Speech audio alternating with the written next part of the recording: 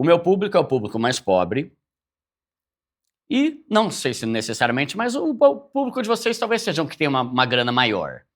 Não sei se é mesmo, mas dá essa impressão. Pelos dados que a gente tem, é um público classe média. Tá, A maior parte do público, né? Tá. Tem de tudo, né? Mas a maior parte é classe média. O que eu quero que você fale, assim, a sua opinião, porque o povo fica querendo que eu faça polêmica. Você viu que o primo rico comprou casa? Ele sempre falou que era pra alugar. Eu falei, caramba, mano. Eu até postei, cara, o problema não é o primo rico comprar uma casa de 40 mil. O problema é você, 40 milhões. O problema é você continuar vivendo de aluguel. Porque como eu tenho um público baixa renda, eu falo muito do programa Minha Casa Minha Vida, que é um programa que a parcela fica muito barata para quem quer comprar. Sim. E aí o pessoal fica meio que fazendo uma rixa, né?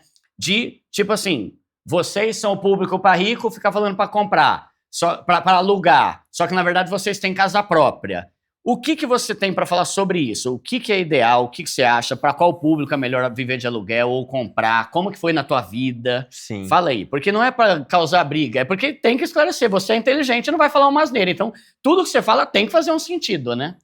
Eu agradeço pelo elogio, primeiro, Duda. Mas tem muita gente que te acha um cara muito inteligente. Pô, Sempre quando as pessoas falam de você, falam, mano, ele é um cara inteligente. Não é tipo assim, ele é um cara famoso, ou ele é um cara pop, ou ele é um cara, sei lá, engraçado, ou carismático. É inteligência, normalmente. E você é meio sério, né? Não sei se você é mais militar, mas você é mais serião, não é? Eu tenho um pouco desse lado sério, mas eu também... Eu tenho um lado engraçado. Quem acompanha o podcast O Sócio já deve ter visto isso, que me acompanha no Instagram. Mas à primeira vista, pra quem não me conhece, eu sou um cara bem sério. Até por ser militar? Eu acho que tem a ver com isso também. E filho de militar também? Tem a ver com isso também. Tá. Mas sobre essa questão de casa própria... Então, o pessoal bota muita polêmica nisso, mas é porque eles querem uma resposta simples, sendo que a resposta, na verdade, é um grande depende. Você citou muito bem o programa Minha Casa Minha Vida. Se eu tivesse a chance de financiar um imóvel com taxas de juros baixas, como são a dos Minha Casa Minha Vida, não sei quanto é que tá hoje, 6, 7%? É, a partir de 4, se for no Norte e Nordeste, mas o normal aqui é 5 ou 6. Então, isso é muito bom, porque se você pega um financiamento com uma taxa de 5%, a inflação desse ano é 5%. Então a inflação pagou a conta do seu financiamento. Se a inflação no Brasil disparar e for para 10, cara, tem alguns anos de financiamento pagos por conta da inflação. Verdade. Então você está tomando dinheiro emprestado por um juros que ele não existe, ele não é real, entendeu? Então nesse ponto, pô, o cara que tem a chance de pegar o Minha Casa Minha Vida deveria financiar? Muito provavelmente sim. Tá. Agora, em outros pontos, para outras pessoas com diferentes situações, aí vai depender de outros fatores.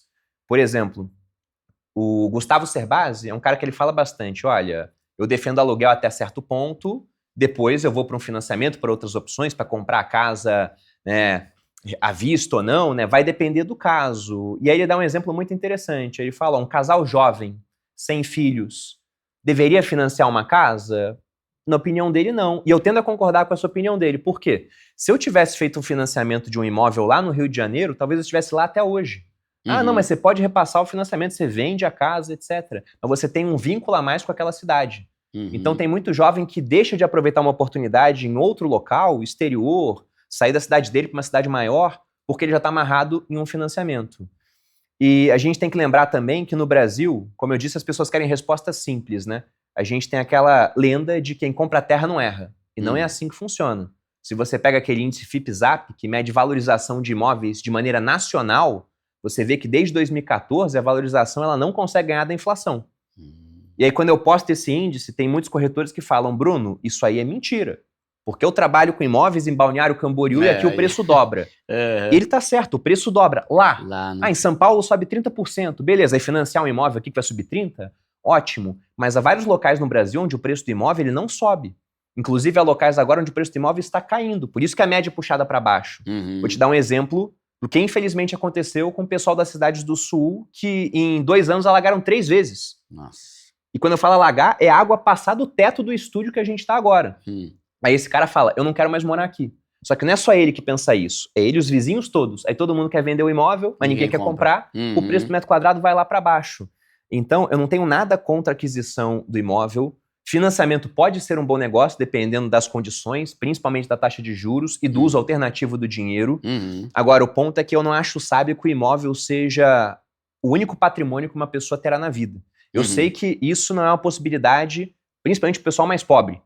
Agora, para o cara de classe média, ele já passa a ter outras possibilidades, porque no final, a gente está jogando um jogo de alocação de ativos aqui. A vida é isso, né? Você tem ativos escassos, tem que alocar eles da melhor forma possível para que eles cresçam mais. Então você tem que pensar sempre, qual o melhor investimento que eu posso fazer com o meu dinheiro escasso? É comprar um imóvel, que eu não sei o quanto vai valorizar, ou investir nesses outros ativos que eu também não sei o quanto vai valorizar. Só que você tem que ver os motivos estruturais por trás. Poxa, eu posso botar uma grana aqui em Bitcoin. Será que vai valorizar mais do que o imóvel ao longo do tempo? Se a gente pega o passado, foi o que aconteceu. Então, a resposta é um depende por causa de N fatores. Sim. Agora eu vou dar um exemplo do momento atual, pegando um público que investe. Né? Por exemplo, o cara está investindo só em renda fixa. Está botando dinheiro no Tesouro Selic, que rende 12,25% ao ano, se a Selic se mantiver igual. Mas a tendência é subir. Tem prefixado pagando 15%. Tem título indexado à inflação pagando IPCA mais 8%. E aí o cara me pergunta, Bruno, apareceu a chance de comprar uma casa. Eu tenho dinheiro para comprar à vista. Compra à vista porque fazer dívida não é legal ou financio? Eu falo para esse cara, financia.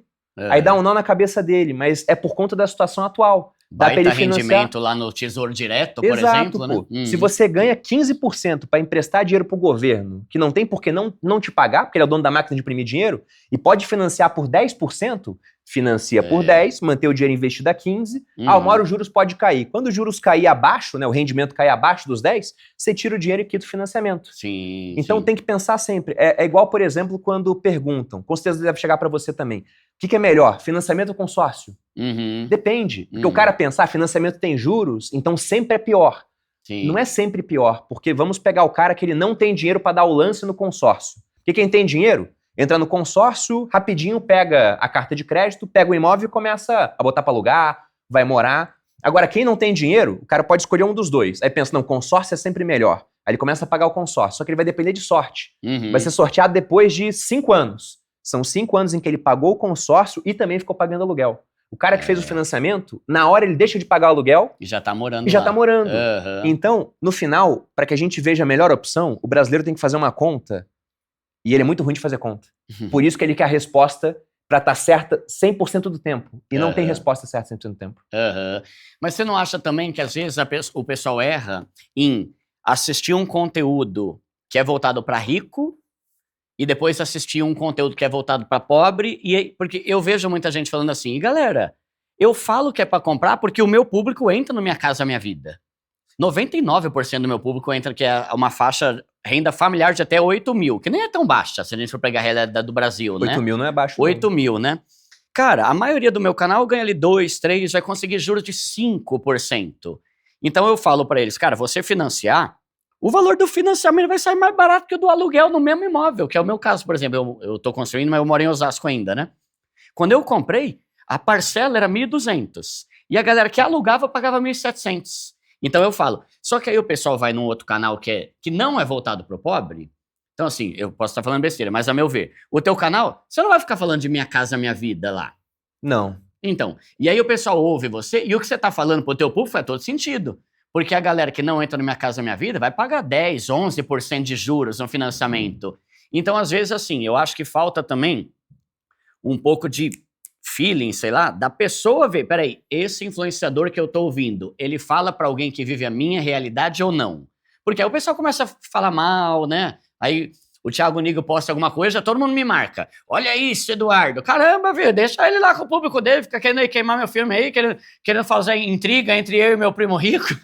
Então, eu acho que assim, eu respeito e tal, mas eu sei que muita gente fica meio assim, né? Porque, falava que era, agora comprou uma casa de 40 milhões. Aí falava que não sei o que lá, né? Aí fica parecendo que o cara enganou, sabe? Mas é por conta dessa questão do pessoal achar que tem uma resposta certa 100% do tempo. Porque, por exemplo, você perguntou como é que foi na minha vida. Eu não tive imóvel próprio até 2021. E, inclusive, se eu não fosse casado com a minha esposa, eu acho que eu não teria imóvel próprio para morar. Não teria. Eu comprei imóvel e botei minha mãe lá pra morar, que ela quer ter o lugar dela, né, entendeu? Mas eu comprei imóvel porque minha esposa quer ter o lugar dela, pra que a gente possa criar os nossos filhos. Ainda mais agora que vai ter filho, né? Exato. Memória, né? Agora, se eu fosse um homem solteiro, em São Paulo você tem vários imóveis já mobiliados. Você mudou de trabalho e quer estar próximo de onde você trabalha, o que é uma das melhores decisões que a pessoa pode tomar numa cidade grande pra não pegar trânsito. Se você mora de aluguel, é muito simples fazer essa troca. Então você tem certa flexibilidade. E outra coisa que eu brinco também é que quando eu comprei uma casa, eu tive que comprar os móveis da casa. comprar móveis, principalmente móvel bom, é muito caro. Eu brinco até que pro cara solteiro que tá assistindo aqui, é melhor não ter móvel, que você leva alguém em casa, não tem móvel nenhum na sala, tem que ir pro quarto. É uma etapa a menos, entendeu? Já vai direto pra onde quer. Sim. Mas não tem resposta que tá certa 100% do tempo. E depois, por que eu comprei minha casa? Como eu disse, porque minha esposa queria. Agora, pensando em alocação de ativos, na minha carteira inteira, contando o meu imóvel, a melhor decisão de investimento foi comprar um imóvel? Muito provavelmente não. Só que a gente tem que lembrar que a vida não é uma planilha de Excel. Nem tudo é sobre dinheiro Nem e lucro, tudo é sobre né? dinheiro, sobre rendimento. E dá uma paz, né? Querendo ou não, é da hora você ter Dá uma paz. É. Realmente dá uma paz. Porque eu falo, mano, você acha que um cara multimilionário vai querer viver com a esposa e os filhos numa casa alugada que o cara não pode quebrar uma parede pra fazer um negócio diferente? O cara é milionário. Não, eu não posso porque essa casa não é minha. Não faz sentido, né? E como você disse, são fases da vida, né? Você citou esse cara multimilionário com a esposa e com filhos. Você quer ter o seu canto. Agora, se for um cara multimilionário que ele tá solteiro e fica viajando por Vida aí, louca, talvez ele não queira. Então depende muito. Tem uma frase do Morgan Housel, que é o autor daquele excelente livro Psicologia Financeira. É bom. Então eu digo que é o pai rico, pai pobre da nova geração. Assim. Ele fala que finanças pessoais são muito mais pessoais do que finanças. Porque depende realmente do caso da pessoa. Como você disse, pro público que pode pegar o Minha Casa Minha Vida, quase sempre a resposta é financie. Pro público que não pode, aí já entra um monte de variáveis. Como é que vai ser a vida do cara, como é que ele se enxerga no futuro, qual a alternativa que ele tem para uso do capital, quanto é que é o aluguel na região dele. Porque a gente tem que lembrar também que preço de aluguel e preço de imóvel reagem a variáveis diferentes. Preço de aluguel tem a ver com a renda das pessoas. A renda subiu, você pode cobrar mais. E preço do imóvel tem a ver, principalmente no Brasil, onde a maior parte das compras são financiadas, com condições de financiamento. Se o governo chegar lá e falar, pessoal, agora você pode financiar, ao invés de ser até 35 anos, pode ser até 40. Na hora você tem um gatilho para imóveis poderem subir mais de preço.